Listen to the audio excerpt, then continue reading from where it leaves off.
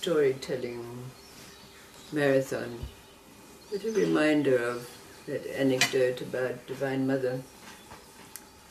One evening, after the meditations and her transmissions, she pointed to one of the friends in the group who was quietly weeping, and she pointed to her and said, "Why are you weeping?"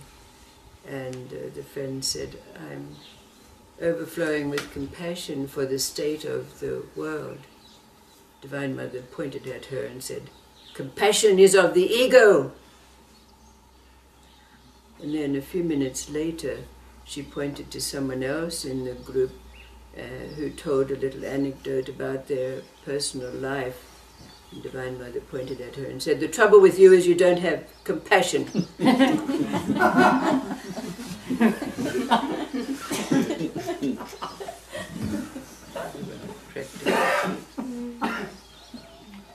But as was affirmed these last several days, there's no teaching here, but it has been observed that the many stories that are told, often contradicting one another, serve to break down our conditioning, our belief systems,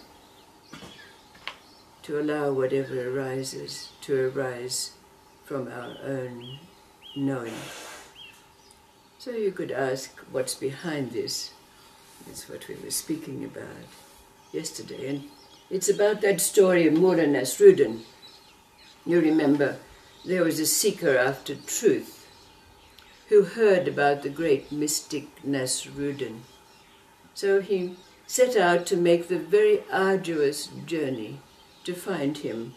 But it so happened Mullah Nasruddin was in retreat in a cave in the mountains in the middle of winter, so it was freezing cold, snow on the ground. But the seeker after truth made his way up the mountain and was welcomed and invited into the cave by Mullah Nasruddin. So Mullah Nasruddin was sitting there blowing on his hands. And the seeker after truth said to him, "Master, would you tell me what this sacred ritual is that you're undergoing?" And the Mullah said, "I'm warming my hands." And after a few pleasantries, Mullah Nasruddin instructed his wife to go and bring out some hot soup for them. So when the wife brought out the bowls of soup, the Mullah took it in his hand and started to blow. Seeker after truth said, well, what sacred ritual is this, Master?" He said, I'm blowing to cool my soup." So the seeker after truth thought to himself, I'm in the presence of a madman. What am I doing here? Come all this way to sit in the presence of someone who's totally mad. So, taking the first opportunity he could, he took his leave after giving a few thank yous and made his way, and taking his way down the mountain. He was shaking his head, thinking, what an idiot I am, coming to a fool like this who blows for hot and blows for cold.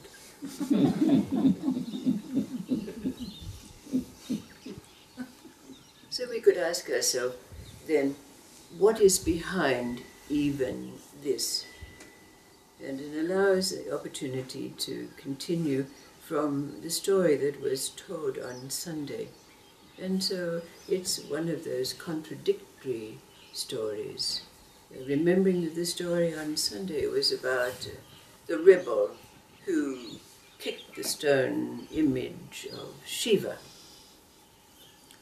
So this story is about a man who was a great and renowned Sufi teacher, master. Thousands of people came to him, pundits and kings and sages. He was totally renowned for the high mystical teachings that he imparted.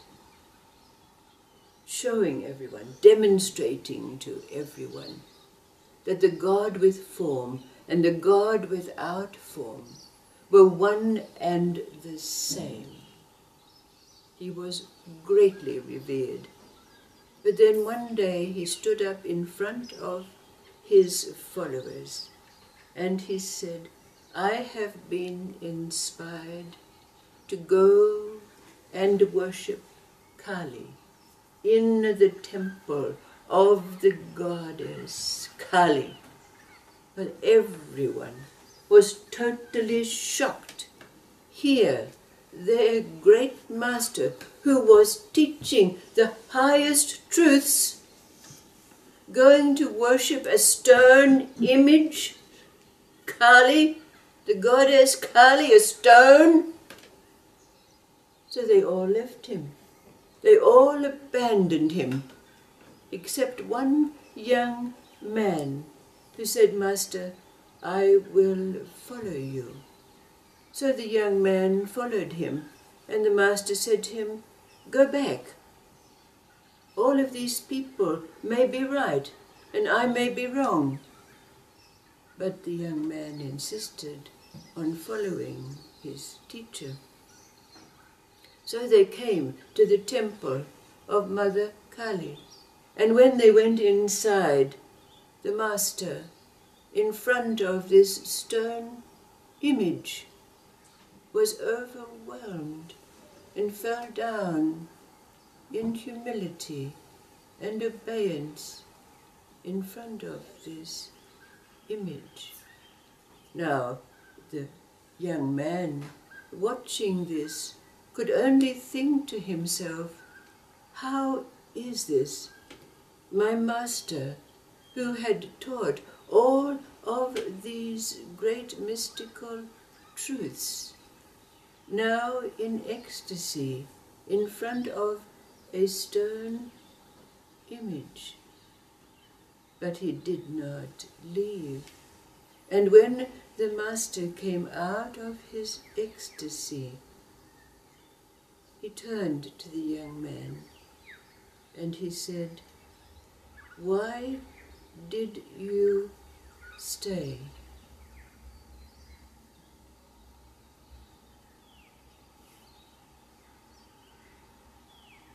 What was the answer that the young man gave to his master? Faith.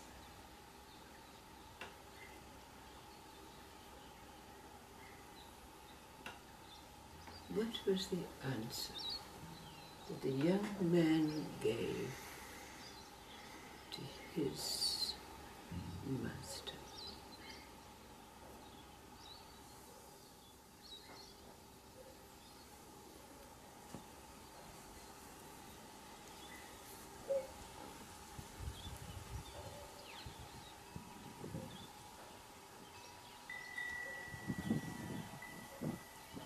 I want to see what you see. Yes. Yes.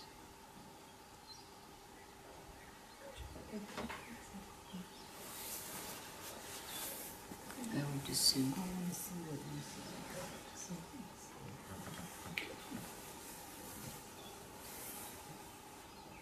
I don't think the master really changed from his teachings. It's one and the same. One and the same. So that's the inspiration of that moment. You're right on.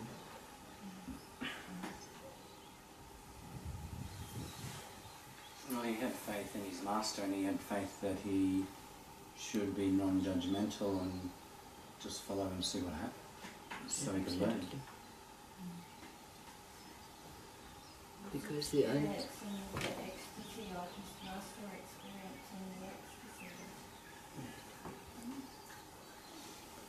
Because what he said was, Master, you have demonstrated to us, shown us that all is God. How can I now judge you if you bow before an image? does that mean for us in our relationship with the life and with the form?